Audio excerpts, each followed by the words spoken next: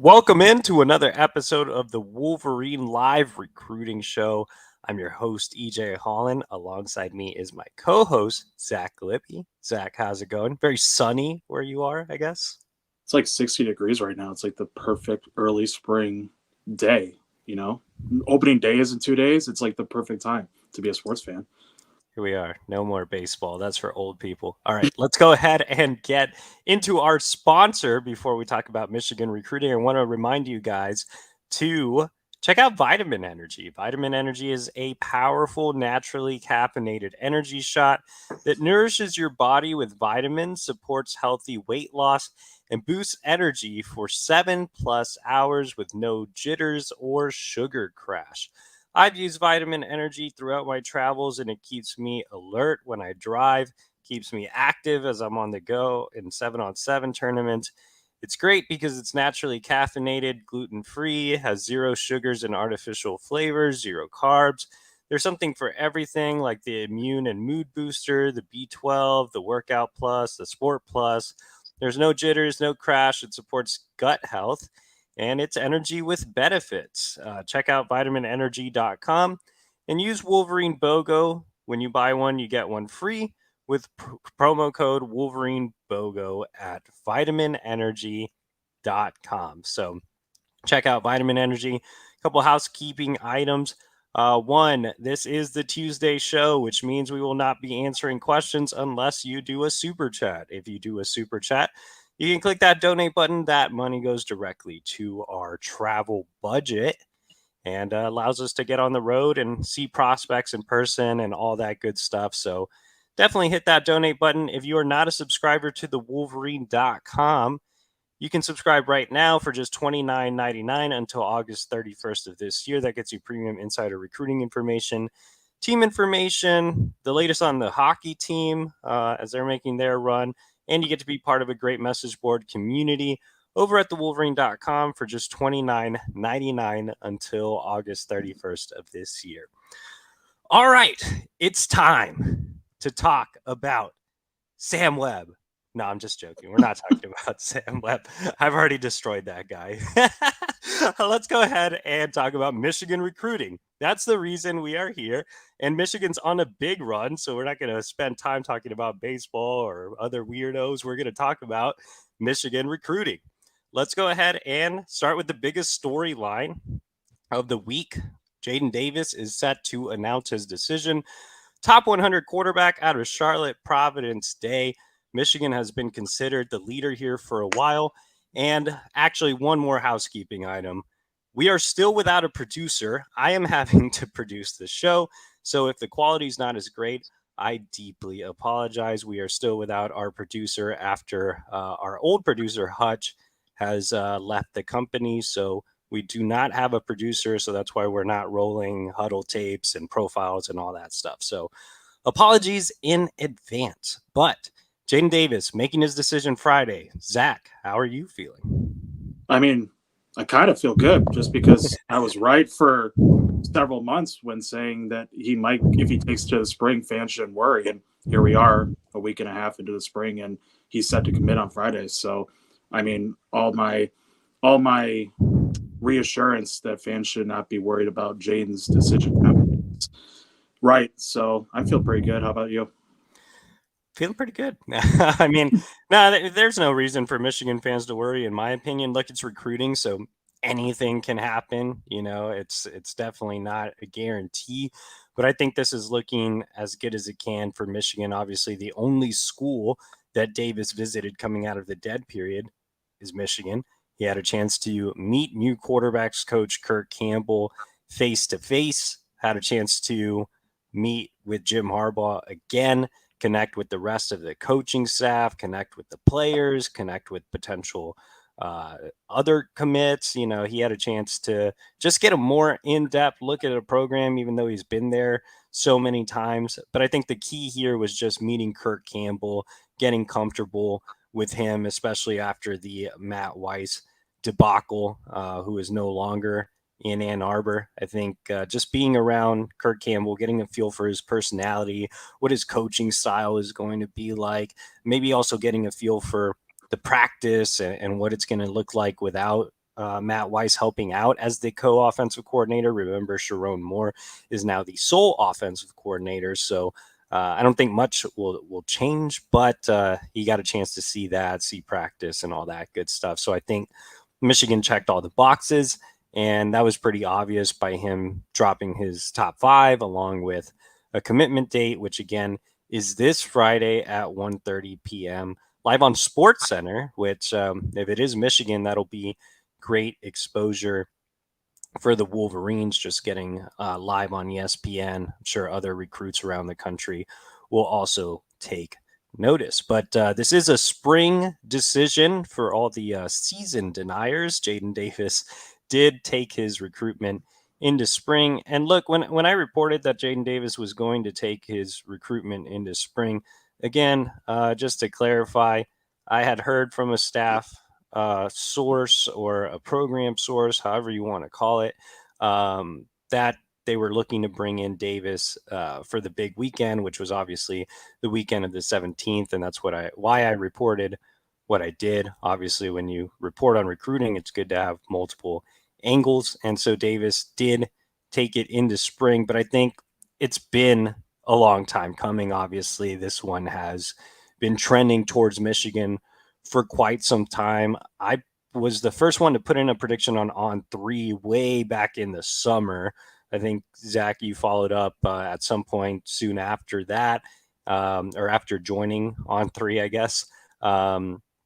And so, yeah, it's been a while. Michigan's been trending here. There hasn't really ever been a second school. I mean, North Carolina has done its best to keep him home. Clemson has, flirted here and there. Tennessee showed some strong interest. Penn State showed some strong interest. Ohio State circled back to him. But at the end of the day, it's always been Michigan, in my opinion. And I think the Wolverines are going to finally seal the deal here with Jadyn Davis on Friday. One thing I wanted to touch on that, we've gotten some questions on or a lot of comments on, and that's the all your eggs in one basket approach.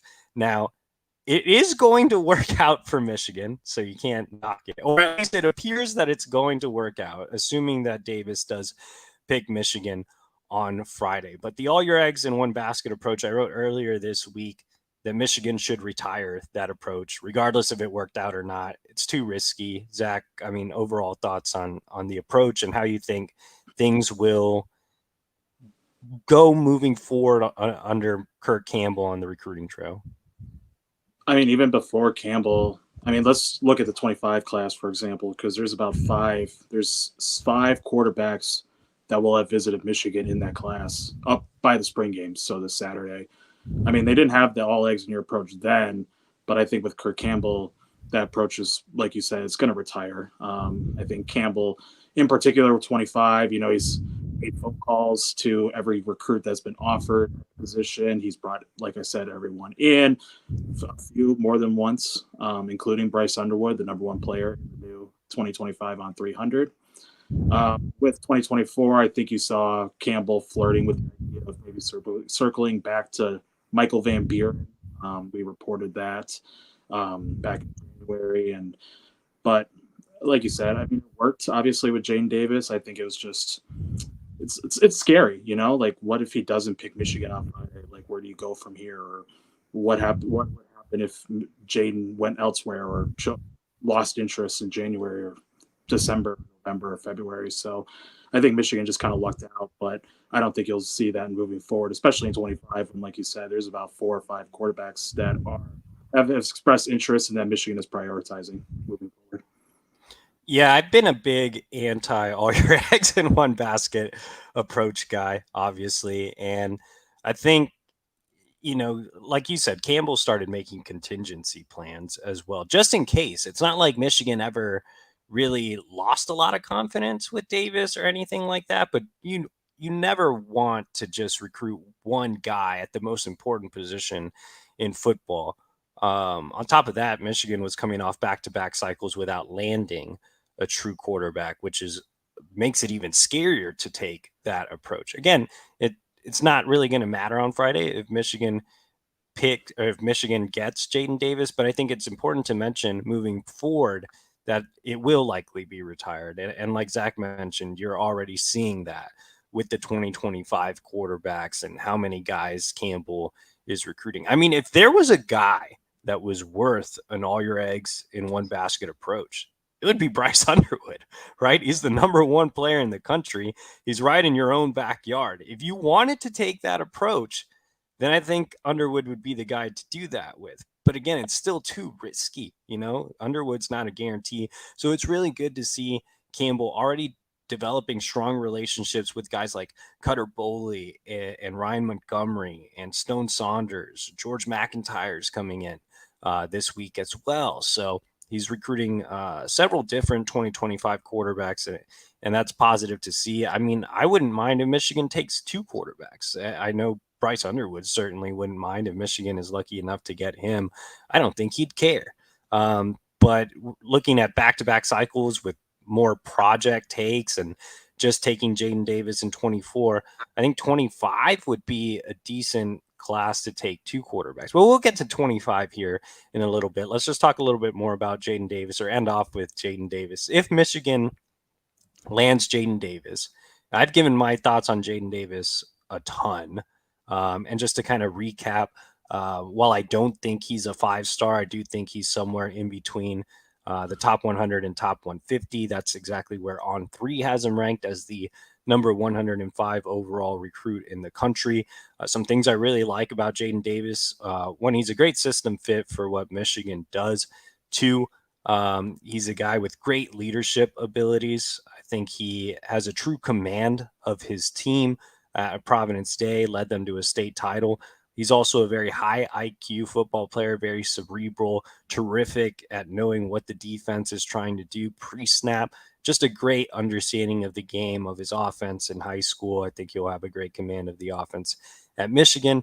On top of that, he's a guy that has great pocket presence, great footwork. I have no problem with his mechanics. I think he's progressing even more. So, those are some things that stand out to me about Jadyn Davis, some concerns that I have with him. Obviously, he had a little bit of accuracy issues as a sophomore. His completion percentage was terrific as a junior, more than 70%, but a lot of that was, check downs and having great weapons around him, Channing Goodwin, Jordan Shipp, Chris Peel. So interested to see how he looks maybe in the offseason from an accuracy standpoint and control standpoint. Obviously he's on the shorter side and he's not a true mobile guy. So, he's anytime you have a guy that's, right at about 6 foot, you want them to be really mobile, but he's not necessarily that type of guy that's going to cause defenses to really game plan for him using his legs. Now, that's not to say he's a statue. He's definitely not a Cade McNamara, but he's also not a JJ McCarthy. He does throw well when moving to both sides, whether it's rolling right or rolling left. He does throw well on the run. He has enough movement to be able to escape some pass rush, but not a true dual threat at that height, which is a little concerning. So those are kind of the summary notes for me. Zach, you've never really had a chance to give too much of your opinion, I guess, on Jadyn Davis. Where do you kind of stand on, I guess, ranking wise and your thoughts on him as a prospect? I mean, I've only seen him once, and that was during a practice. So I haven't had the opportunity to really get the true in-game feel like you have. I mean, what I saw at practice was really just a leader, like some guy who takes command of the offense, like you mentioned, and really has the respect of his teammates. It was pleasant to see how humble he is in terms of learning and, correcting mistakes, understanding what he did right and wrong. I mean, you've been around that coaching staff at Providence Day more than once. Even for my 3 hours with them, they're very accountable coaches. I mean, obviously Jonathan Goodwin, Michigan offensive lineman on the staff, so they got experience and, they're not afraid to be honest, especially when you have a industry 5-star quarterback. I think as a system fit for the culture, I think he been there 5 times. He was there 5 times last year, and then came back in March. What it takes to be a Michigan man. Kirk Campbell has, one of the things that Kirk Campbell has done this month has actually been showing videos to quarterbacks about what it takes to play quarterback in Michigan. And I'm going to assume that Jadyn Davis watched that video. I think he kind of has gotten close with Campbell. They've gotten a better relationship over the phone and in person. So I think at him as a student of the game and then as a future leader, I think Michigan part this one. Yeah, definitely. And things have been said about me and Jadyn Davis's dad and my evaluation of Davis, but I've never personally said anything bad about Davis. I think he, as a kid, has been really great in interviews. He's been great on the field in terms of that leadership quality. I mean, there was one game where I wrote that he was extremely tough because, I mean, this guy was like throwing up on the sidelines and coming back in and still leading his team, even though they had a big lead, and not wanting to come off the field. And they had to kind of shuttle him away immediately after the game. But I think that spoke a lot to his toughness and just wanting to be there for his teammates as well. So, really interested to see what happens with Jadyn Davis once he arrives at Michigan, if Michigan is the pick on Friday. But right now, we do feel very strongly about our predictions. Let's go ahead and talk about 2025 quarterback recruiting. And before we talk about 2025s, just a reminder, guys, we do not have a producer, so apologies. Our producer is out of commission, so I'm having to produce the show, and I have no idea what I'm doing on that end.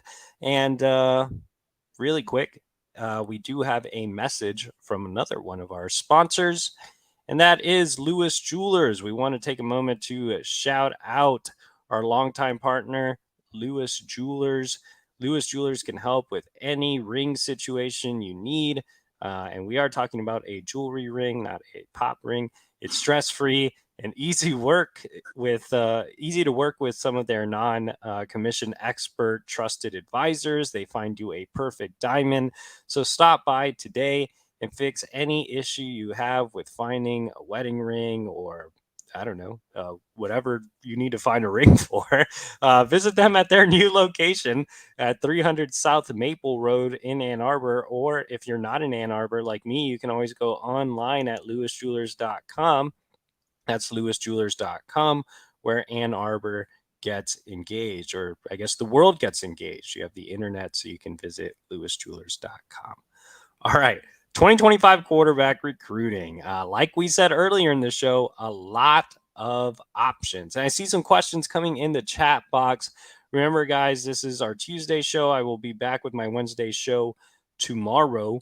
That is where I will answer all your questions. But if you do want a question answered tonight, hit that donate button. That gives you access to our super chat, and we will answer your question. For now, we're staying on topic with 2025 quarterback recruiting. It all starts with Bryce Underwood, the nation's #1 overall recruit. On3 released its 2025 rankings this week, and Bryce was named #1 overall. Agree? Disagree, Zach? Definitely agree. Yeah.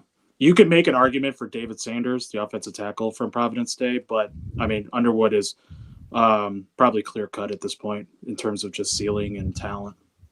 Yeah, if there was one guy that I would rank ahead of Bryce Underwood based on who I've seen on the road and just evaluations, it would be David Sanders out of Providence Day. I mean, he checks every single box you want as an offensive tackle, but it's really hard to argue against Bryce Underwood. I had a chance to talk to Donovan Dooley, his personal quarterback trainer, earlier today and get more insight on Bryce. And I think, I'm not sure when you had a chance to meet Bryce, but I had a chance to meet Bryce when he was going into his freshman year.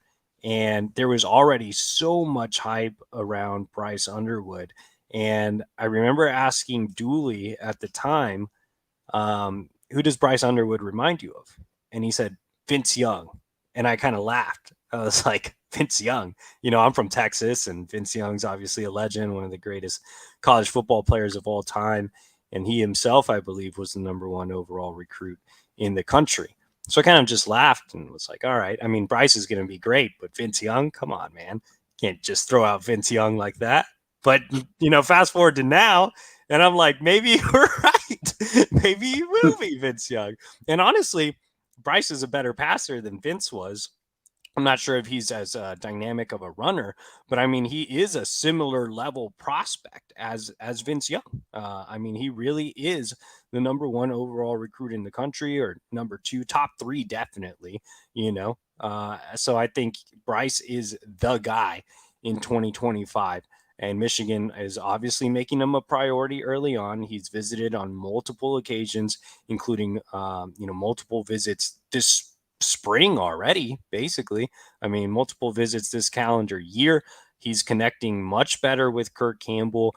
And Zach, you had a chance to go out to visit Bryce Underwood at Belleville last week, I believe, or a week and a half ago, whatever it was. Yeah. You recently went out and saw Bryce Underwood. What were kind of your takeaways from talking to Bryce about Michigan? And we should note that Bryce is very close to the vest. He doesn't love talking about recruiting. He doesn't really love the hype either. Honestly, Bryce just plays ball, and he's, like I said, he's such a great competitor. He is him, like I said, as the kids like to say. Now I am using him. He is him in terms of just not caring about competition. That's why I said it doesn't matter if Michigan takes another quarterback in 25. Bryce wouldn't care. But you had a chance to actually talk to him in person, get a true feel for how Bryce is handling the process right now, how he's feeling about Michigan. So why don't you fill in the fans on that? Yeah, so that was March 15th when I went out there. So that was a few days after his first visit. So that happened on the 11th. He actually saw two practices this month. And then, as we mentioned, he's going to go for the spring game. I just simply asked first question, like, how was Kurt, talking to him, and how he differed between Matt Weiss, in the past. And, Underwood, for how close to the vest he is, he's not afraid to share his opinion if you talk to him in person. He was just clear, I think he said his relationship is going to get stronger with Campbell as opposed to Weiss. And let's, for how much Weiss was criticized for his efforts on the trail. I mean, he did visit Bryce in December at his school. Clearly was the top quarterback in the fall. He visited twice, and they sat down with Weiss. But for how much we've talked about Campbell as this enthusiastic and eccentric, motivated individual on the recruiting trail, it's clearly shown to have a great impression on Underwood and his father too, because he visited both times with his son. I think you've already mentioned how he is as a player. I think for how high his ceiling is and him located less than 30 minutes away from campus, he's obviously the top target. I think his interest in Michigan will rise exponentially now. Recruiter at the quarterback coach position who actually cares about recruiting and, wants to build a better relationship over the phone, virtually, and in person. So, I think we've credited Kirk Campbell a lot, but I think he deserves it, especially with what he's done with Underwood this month.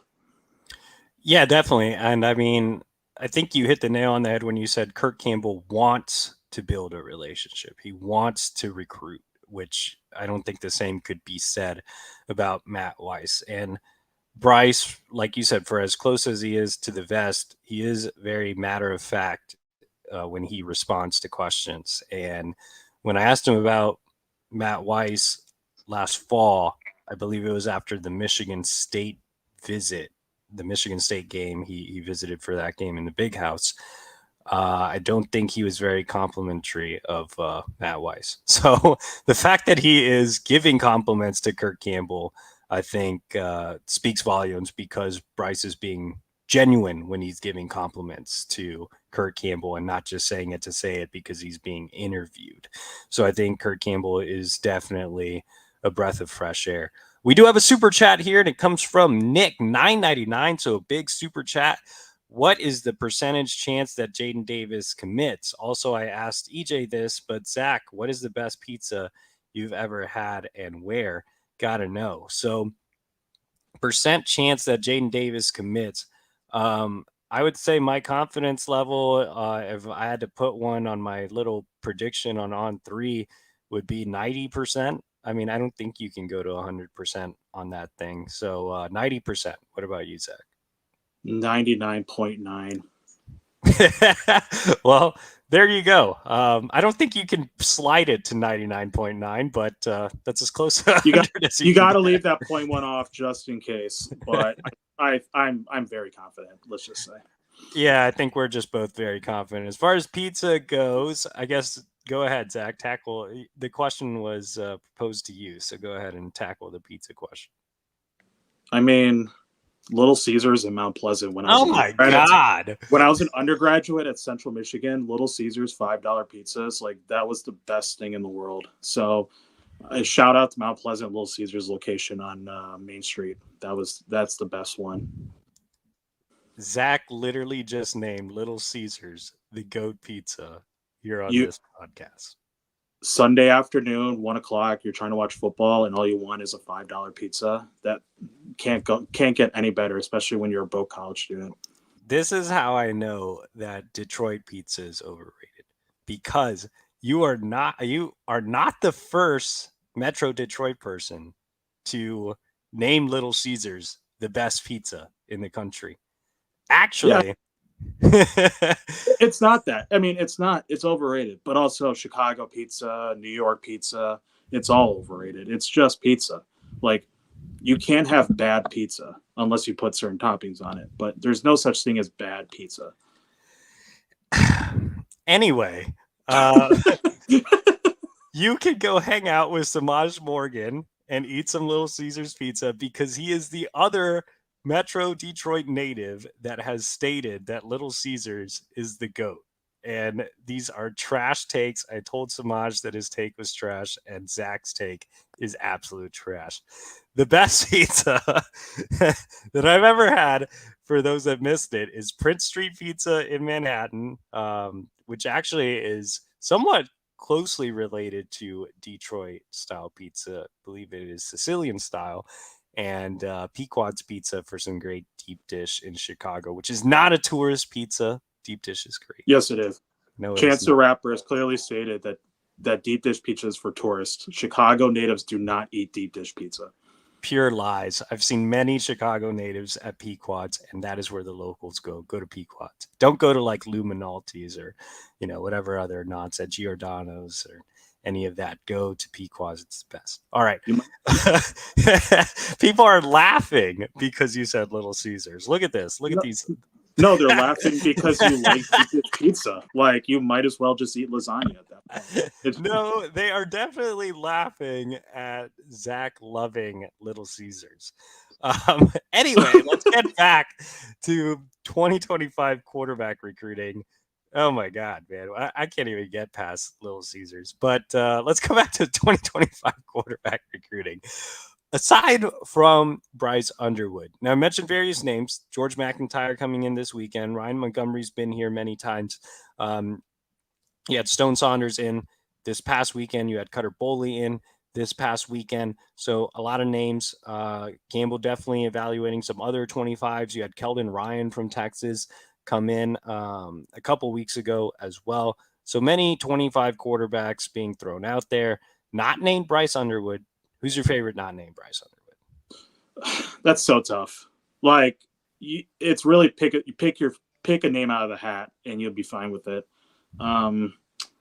That's tough, honestly. Like, in terms of best, highest ceiling and best arm strength, it's Cutter Boley. But in terms of someone who understands the Michigan culture and has known the Michigan coaching staff the longest and has probably the best quarterback coach in the Midwest outside of Donovan Dooley and Brad Mendler, it's Ryan Montgomery. So I don't know. Like, that's really just pick your poison at that point. Like, you can't go wrong with either of them. Now, I'm very partial to Ryan Montgomery. Love Ryan. Love his dad. Shout out Mike.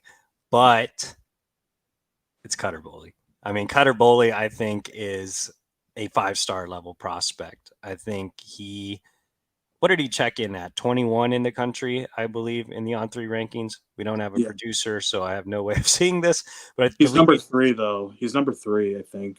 I believe he checked in as the number 21 overall, number 3 quarterback. I believe George McIntyre is number 2 on their quarterback rankings.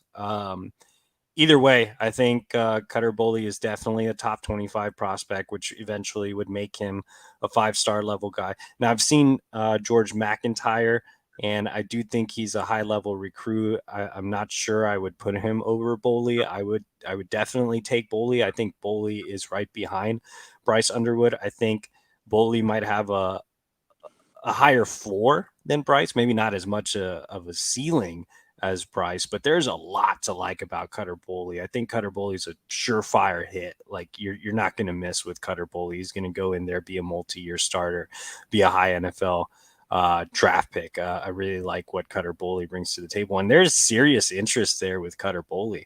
I mean, his visit last weekend wasn't his first. He made multiple visits last year. He's part of the MPA program.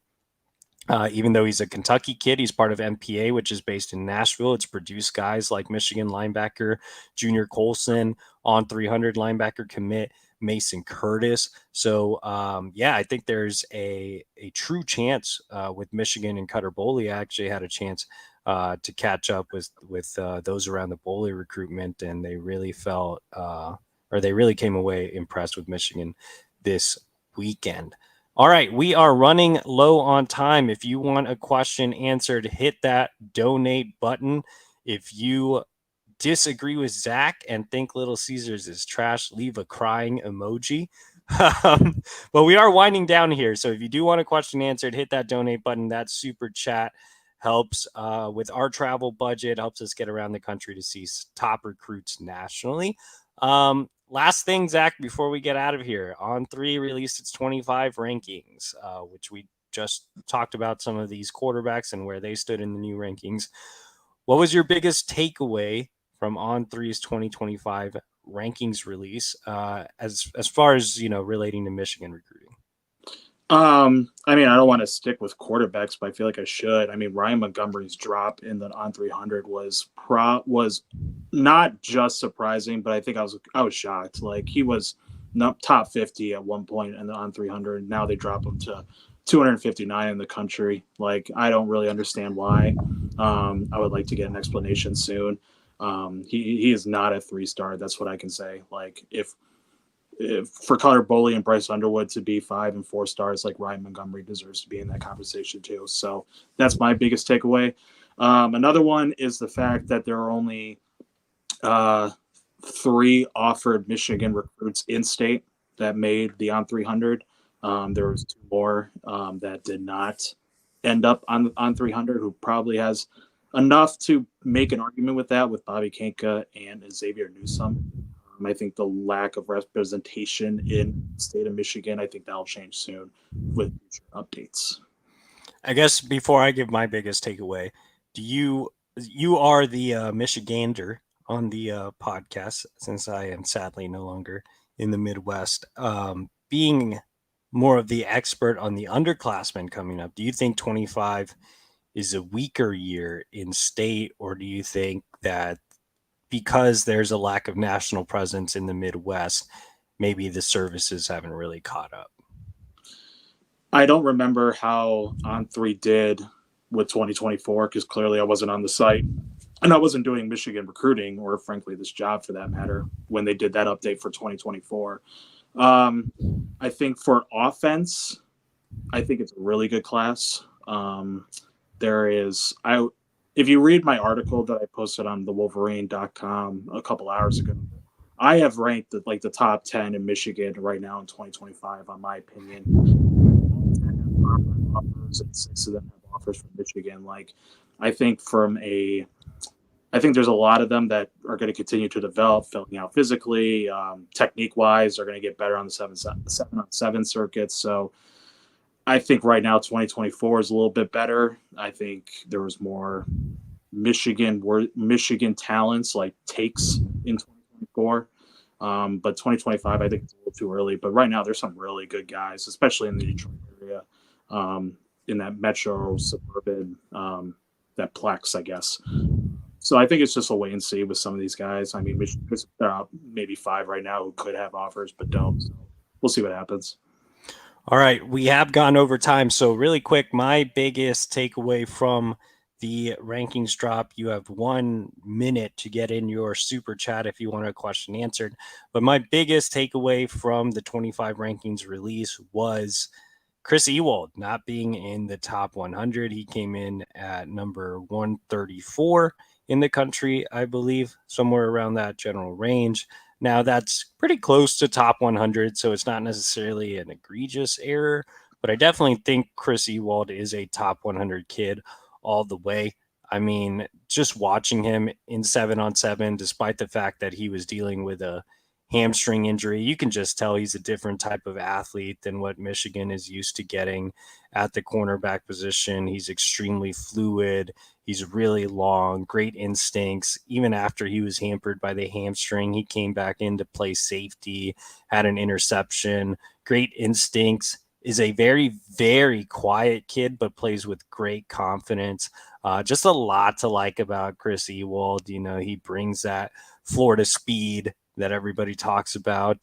He really loves the program as well. I mean, I know he's gotten some other offers, and I know fans are going to have questions about whether he sticks with Michigan or not for the next 2 years. But this is a kid that attended Denard Robinson camps as a youth. He knows guys like Jadyn McBurrows. I mean, he's visited on so many different occasions. He's been actively recruiting on social media. Keeping Chris Ewald committed over these next couple of years is going to be extremely key. I would love to see Ewald rise in the rankings as On3 continues to evaluate him because, again, I think he's a surefire top 100 kid. All right, guys, that is going to be our show today. If you are not subscribed to the Wolverine.com, make sure to do that for just $29.99 until August 31st. Join us next week, and maybe Jadyn Davis will be committed by then. We shall see.